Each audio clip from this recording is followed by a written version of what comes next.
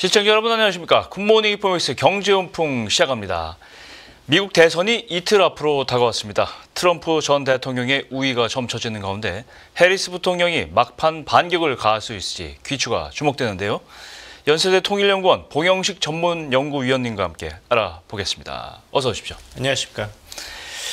예, 미국 대선이 결국 임박했습니다. 이제 이틀 앞으로 다가왔는데요. 지금까지는 트럼프 전 대통령의 우위가 좀 예상된다. 이런 보도들이 정확하게 많더라고요. 여론조사는 좀 어떻게 나오고 있습니까? 그 여론조사가 제일 정확한 여론조사는 11월 5일 미국 시간으로 당일날 한 여론조사죠. 그러니까 이제 투표함을 열기 전까지 여론조사는 어디까지나 추측의 자료일 뿐이지 그렇죠. 그 정확성이 담보되지는 않습니다. 예. 이전까지 대선 두 번을 보면은 트럼프 후보의 이제 지지율이 투표율과 비교했을 때 저평가된 것이 사실이에요. 하지만 그것이 과연 정확한 샘플이냐 2024년 결과를 추정하는데, 그러니까 이제 여론조사에서 그 오차 범위 내에서 접전이라는 것은 정말 어떻게 될지 모른다. 그래서 해리스 후보와 트럼프 후보 간에 이것이 접전 양상으로 결말이 지어질지 아니면은 의외로 어느 한 후보가 오차 범위 내에 있는 경합주를 다 가져가서 의외로 굉장히 큰 승리를 할 수 있을지는 아직 두고 봐야 되고, 트럼프 후보가 앞서고 있다는 것도 사실 좀 오래된 말입니다. 뭐냐면은 8월 5일에 그 두 후보가 여러 가지 여론조사에는 동의를 기록한 이후로는 10월 초까지는 민주당의 카말라 해리스 후보가 전국 투표 지지율에서는 트럼프 후보를 약 4% 정도 꾸준히 앞서왔습니다. 그렇죠. 그러다가 이제 10월에 들어오면서 공화당의 트럼프 후보의 그러니까 추격전이 시작돼서 그 격차가 2%로 줄어들었는데, 그 다음에 이제 10월 27일, 30일에 그 푸에르토리코 유권자 폄하 발언이라든지 여성 폄하 발언이 나온 이후로는 사실 지금 추동세를 가지고 있는 것은 민주당의 카말라 해리스 후보입니다. 그래서 그 추동세가 과연 11월 5일 당일까지 계속 유지될지 아니면 트럼프 후보가 다시 그 기세를 잠재우고 경합주를 가져갈지는 두고 봐야 되기 때문에 트럼프 후보가 앞서고 있다는 것은 사실 좀 오래된 얘기입니다. 그렇군요. 사실 여론조사가 반드시 맞을다는 보장은 없어요. 그렇습니다. 출구조사도 틀릴 판에 지금 여론조사는 그리고 사실 그 여론조사 그 트럼프 앞서고 있다는 여론조사는 사실 27일, 30일에 그런 사건이 일어나기 전에 여론조사였거든요. 그렇군요. 그 다음에 여러 가지 중요한 사건들이 일어났기 때문에 가장 정확한 대답은 정말 초박빙이다. 어떻게 될지 모른다. 그것이 정답입니다. 그 초박빙 중에서도 가장 관심을 끄는 게 이제 미국의 7개 경합주들인데요. 그 중에서는 펜실베니아주가 가장 경합주인데, 최근 나온 여론조사 보니까 해리스 후보 지지율이 오차 범위 내에서이긴 하지만 좀 앞서는 것으로 나왔다. 이 점은 좀 경합주들은 좀 어떻게 보십니까? 그 여론조사도 약간 시간이 지난 것이고, 그렇군요. 뉴욕 타임즈가 이제 어제 마지막 여론조사 결과를 시에나 대학과자 하는 것을 발표한 것, 그리고 워싱턴 포스트가 신뢰할 수 있는 몇 개 여론조사 평균을 낸 것을 보면은 이 펜실베니아에서는 오히려 트럼프 후보가 굉장히 약진하고 있습니다. 뉴욕 타임즈 여론조사에 보면 트럼프 후보가 펜실베니아에서 해리스 후보와 동률을 기록하는 것으로 나타나고 있거든요. 그것은 민주당한테는 굉장히 그 빨간 경고 신호등이죠. 왜냐하면 펜실베니아를 꼭 이겨야 됩니다. 그렇죠. 카말라 해리스가 이길 수 있는 가장 좋은 공식은 그 러스트벨트 3개, 미시간, 위스콘신, 펜실베니아. 그래서 딱 270명을 확보하는 것인데, 그렇죠. 펜실베니아가 지금 뉴욕타임즈 여론조사에서는 동률로 나왔거든요. 앞서고 있는 것도 아니고 오차 범위도 아닙니다. 그리고 믿었던 미시간도 트럼프 후보가 오히려 오차 범위 내에서 약간 우세한 것을 보이겠다. 그러니까 미시간이 어떻게 될지도 모르는 것입니다. 그러니까 이 믿었던 3개의 그 블루 스테이트, 그 러스트벨트를 꼭 이긴다는 것이 민주당의 전략이었기 때문에 공화당에서 당연히 그 3개의 주 중에 하나를 깨트리려고 이렇게 집중 포화를 한 것이죠. 펜실베니아, 그 미시간에.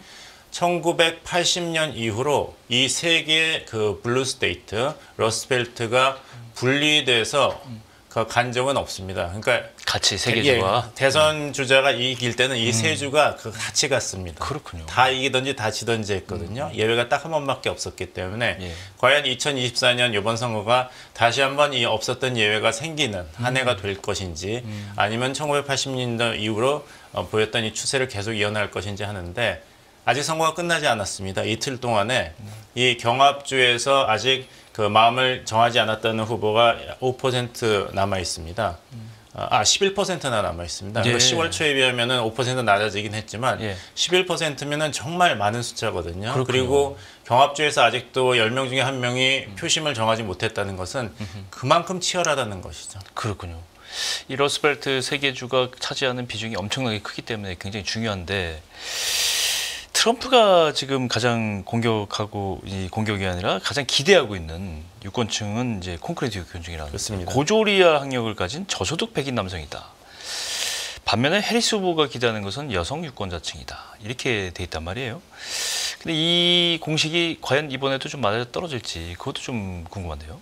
그 젠더 갭은 지난 미국 대선, 특히 2010년 힐러리 클린턴 후보가 민주당 후보로 나온 이후로는 굉장히 붉어졌습니다. 이 추세가 줄어든 것이 아니라 지난 두 번 대선을 겪고 이번에 2024년에는 사실 그 연방 대법원 그리고 트럼프가 현직 대통령으로 있을 때 임명했던 대법원 판사 3명이 주가 되어서 여성의 낙태권을 헌법적 권리가 아니라고 헌법적 권리라고 하던 로비 베이드를 뒤집었습니다. 그래서 여성 유권자들이 거기에 대한 그 표심의 분노를 표출해가지고 지난 22년도 중간 선거에서 예상을 뒤엎고 레드 웨이브가 없고 민주당이 오히려 승리를 했지 않습니까? 그렇죠. 참관왕을 했죠. 그래서 그렇죠. 대선도 이기고 상원도 51대 49 다수가 되고 하원도 생각보다 잘 막았습니다. 그래서 이번에도 이제 카말라 해리스 후보는 이제 여성 유권자들의 표심에 큰 기대를 하고 있는 것이죠. 예. 그것은 당연한 이유입니다. 왜냐하면은 이제 여성 후보고 트럼프 후보가 여성에 대한 여러 가지 막말을 했기 때문에 그렇죠. 또 이제 낙태권 논란도 있기 때문에 그래서 이제 남성 유권자 사이에서는 트럼프 후보가 가장 최근의 여론조사를 보면 약 10% 우위를 보이고 있고 여성 유권자층에서는 카말라 해리스 후보가 약 11% 우위를 보이고 있습니다. 그렇군요. 예, 그리고 특히 공을 들이고 있는 것이 카말라 해리스 후보가 백인 여성 유권자층입니다. 백인 유권 여성자층이 사실 전체 유권자의 30%이기 때문에 가장 큰 블락을 형성하고 있거든요. 그래서 이제 공화당 측에서 기대하는 것은 민주당의 소위 집토끼, 콘크리트 지지층이었던 라틴계와 흑인계가 이탈을 시작했지 않습니까? 예. 하지만 2020년 대선하고 비교해서 흑인계 유권자의 10%가 트럼프를 더 지지하고 라틴계 유권자가 10%를 더 트럼프를 지지하더라도 여성 유권자가 워낙 크기 때문에 여성 유권자층에서 1%만 2020년 대선 대비 이번에 카말라 해리스 후보를 더 지지하면 카말라 해리스 후보가 그래도 승리합니다. 그렇군요. 그러니까 여성 유권자층에 공을 들이는 것은 당연하고 특히 백인 여성 유권자. 왜냐하면 2016년에 힐러리 클린턴 백인 여성 대선 주자가 나왔는데도 당시에 백인 여성 유권자의 다들이 1% 더 트럼프 후보를 지지했고 2020년에는 바이든 후보를 46% 그리고 도널드 트럼프 후보를 53% 지지했습니다. 여성들이. 그러니까 이 백인 여성 유권자의 많은 부분을 만약 카말라 해리스 후보가 이번에 자기 편으로 끌어올 수 있다면 흑인계와 라틴계 그리고 말씀하신 대로 고조리아 저소득층의 백인 남성이 트럼프를 전격 지지하더라도 승리할 수 있는 것이죠. 여성 유권자층의 마음이 굉장히 중요하다. 그렇습니다. 그렇군요. 근데 지금까지는 어쨌건 트럼프 우위를 점치면서 뭐가 나오냐면 이제 트럼프 수혜주, 트럼프 트레이드라고 하지 않습니까? 이것 때문에 이제 금융시장 쪽은 이제 투자시장 쪽은 굉장히 활발하게 움직이는데 가장 뚜렷하게 이 현상이 나타나는 곳은 어디라고 생각하세요? 아무래도 비트코인 그리고 석유사. 왜냐하면은 뭐 JD 벤스 러닝메이트가 더 트럼프 후보보다도 적극적으로 말한 것은 에너지 독립을 해야 된다. 친환경 정책은 지금 시기적으로 맞지 않고 미국의 국익을 저해할 뿐이다. 왜냐하면 이제 JD 벤스 부통령 후보의 이야기를 들으면 트럼프가 당선이 되고 나면 에너지 독립을 실현할 것이다. 더 이제 원유 채굴을 더 활발히 할 것이다. 네. 왜냐하면은 에너지 독립이 되고 나면 그걸 가지고 우리가 국제 무역에서도 우위를 점할 수 있고 일자리 창출을 할 수 있을 것이다. 그러니까 그런 이제 불법 이민자 때문에 이런 일자리도 다시 되찾을 수 있을 거다. 이런 논리로 나가고 있거든요. 그렇죠. 그러니까 이제 비트코인과 석유 사업 이것이 굉장히 트럼프가 당선이 된다면 이제 각광을 받을 것 같습니다만 좀 두고 봐야죠. 여기서 좀 조심을 해야 될 것은 이제 트럼프 승리 확률이 뭐 50 몇 %, 70%로 낮다 그러는데 네. 그런 여론조사 기관에서 고백을 했습니다. 이렇게 초박빙 접전인 경우에는 53%에서 20% 됐다, 뭐 90% 됐다는 건 의미가 없다.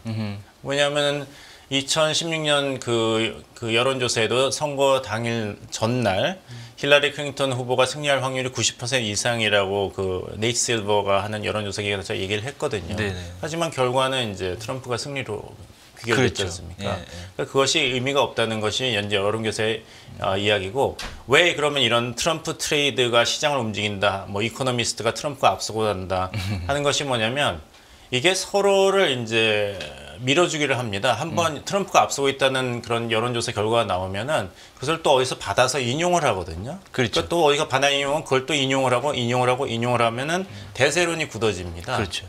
그래서 그것을 경계해야 된다. 그래서 민주당 측에서는 트럼프 측에서 신뢰성이 별로 없는 여론조사 기관의 조사를 그냥 마구잡이로 많이 확보한 다음에 트럼프가 당연히 뭐 50% 앞서고 있다 이런 얘기를 하는데, 그것은 이제 대세론을 굳히기 위한 굉장히 치졸한 캠페인이다 얘기를 했고, 얼마 전에 여론조사 기관에서 공화당의 텃밭 중인 텃밭인 아이오와에서 해리스 후보가 3%로 앞서고 있다고 얼마 전에 나왔습니다. 네, 예. 그러니까 이번엔 공화당에서 이건 민주당의 바람잡이를 하는 거다. 아이오와는 아직도 우리가 확실히 이기고 있는데 괜히 전세가 불리하니까 이걸 띄운다 이렇게 얘기를 했기 때문에, 여론조사에 대해서는 이제 이 시청자 여러분께서 너무 이렇게 50% 트럼프다, 40% 해리스다에 가실 것이 아니라 좀 기다려 보시는 것이, 왜냐하면은 만약에 여론조사 기관의 결과를 과학적으로 보신다면은 이거는 통계학적으로 아직 예측이 불가능한 정말 접전 중의 접전이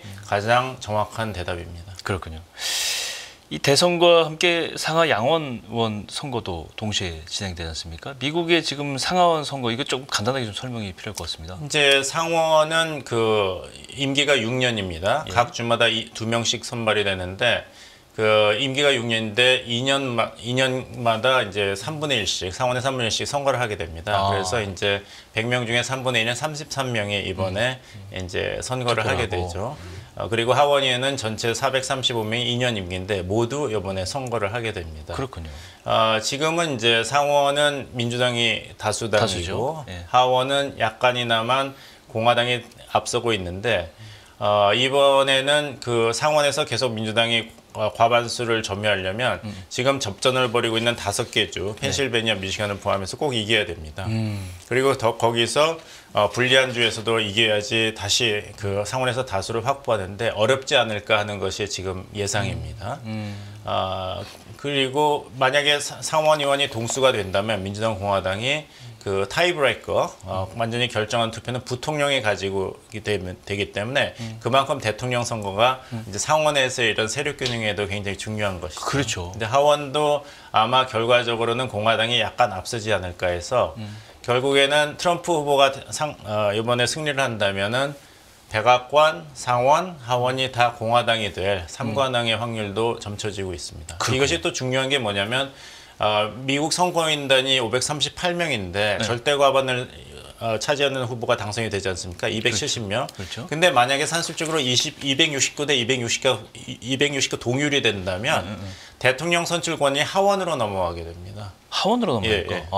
근데 하원이 이제 각자 435명이 투표하는 것이 아니라 각 주마다 하원이 한 후보를 선택하게 됩니다. 최상위 2명 중에. 그럼 각 주마다 하원이 여럿이 있는데 거기서 어느 당이 더 많으냐가 더 유리하겠죠. 그렇죠. 왜냐하면 펜실베니아주 예를 들면은 만약 공화당 하원이 더 많다면은 펜실베니아주는 이제 공화당 한 표가 공화당으로 가는 거죠. 그쪽으로. 근데 지금 분포로 본다면 하원이 해서 공화당이 더 잘할 것으로 예상이 되기 때문에 그렇다면 269 대 269 타이가 나온다 하더라도 트럼프 후보에게 유리하죠. 그렇겠군요. 지금 선발되는 하원의원이 1월에까지 대통령이 선출이 안 된다면 결정하게 됩니다. 그러니까 이번 하원의원 선거가 굉장히 대통령 중요하네요. 선출에도 연관성이 있습니다. 그렇군요. 말씀하신 대로 트럼프 후보가 당선이 되고 만약에 상하 양원을 공화당이 다 승리하는 가정을 할 수 있는 거잖아요. 그렇고 지금처럼 상하 양원을 이제 민주당과 공화당이 나눠간다 이렇게 가정할 수 있는데, 트럼프 후보가 실제로 만약에 당선이 되면 이 추진할 주요 정책과 실제 집행이 이 상하 양원 선거에 따라서도 많이 바뀌겠죠. 그렇습니다. 예. 그래서 이제 트럼프 당선에 우려하는 이제 외국 기업이라든지 외국인들이 미국 인사들 아니면 탱탱크 전문가들 얘기하면은 너무 걱정하지 말아라. 결국에는 백악관도 있지만 미국 정치와 외교 안보 정책은 의회가 결국엔 결정권을 가지고 있다. 우리는 삼권 분립 원칙에 따라서 움직인다. 이런 얘기를 하지 않습니까? 그렇죠. 근데 말씀하신 대로 상하원도 공화당이 다 다수당이 된다면은 결국에는 트럼프의 그런 미국 우선주의 정책이 브레이크 없이 계속 앞으로 4년 동안 그렇죠. 진행되지 않겠냐 우려하실 이유가 있습니다. 근데 우리가 좀 생각해야 될 것이 뭐냐면은 미국 우선주의 정책 아닙니까? 그러면 미국의 소비자, 시민, 납세자 그리고 기업 이익이 제일 중요한데 1980년도에도 보호무효주의 정책을 했을 때 결국에는 미국 기업과 미국 소비자가 큰 타격을 입었습니다. 그래서 트럼프가 지금 이야기하는 10% 보편적 관세라든지 중국에 대해서는 뭐 60%까지 관세를 때리겠다 한다면은 그리고 반도체 법안도 철폐하고 뭐 그 인플레이션 감축 법안도 완전 폐지하겠다 하면은 초반에는 어떨지 모르겠습니다만은 결국에는 관세 장벽을 올리면은 외국 기업들만 손해 보는 것이 아니죠. 미국 소비자가 비싼 물건을 사야 됩니다. 그렇죠. 그럼 지금 왜 바이든과 해리스가 이렇게 고전을 하는가? 그건 지난 3년 반 동안 살인적인 물가 때문이 아니었습니까? 근데 트럼프가 당선되고 나서 지금 겨우 좋아지고 있는 미국의 경제가 다시 살인적인 물가고에 시달리게 된다면 그러면 트럼프 행정부로서도 굉장히 곤란한 입장에 도착하게 되고 그렇죠. 아니 그래도 이제 공화당이 하원과 상원을 장악했는데 도와줄 거 아니냐? 아닙니다. 왜냐하면 미국 헌법상 어떤 후보도 2번 이상 대통령에 당선될 수가 없습니다. 이번에 트럼프가 당선하면 이게 끝입니다. 트럼프는 이제 더 3선을 못 해요. 그렇죠. 그걸 모든 사람들이 다 알고 있고 정치인들도 알고 있어요. 그렇다면 이번 2024년 선거 끝나고 2026년엔 중간 선거가 있습니다. 그렇죠. 그러면 그때는 대통령 선거는 없고 하원 전체 그리고 상원의 3분의 1이 다시 국민의 심판을 받을 텐데 그때 살인적인 물가 때문에 시달린다? 그럼 공화당은 대패를 하게 되겠죠. 그렇겠죠. 그리고 트럼프는 그때쯤에 이미 레임덕이 돼 있습니다. 레임덕 대통령. 그렇죠. 그러면은 공화당원일지라도 상원과 하원에서 이런 식의 미국 경제를 큰 피해를 주는 특히 소비자를 그 고생시키는 정책을 과연 계속 지지할지 그러니까 그거에 대해서는 좀 시간을 두고 너무 비관적으로 바라볼 것이 아니다. 트럼프가 대통령이 당선된다 하더라도 2년뿐이다. 그 다음에는 의회가 주도할 것이다. 이렇게 보시고 대비하신 것이 더 현명할 것이라고 생각합니다. 그렇군요.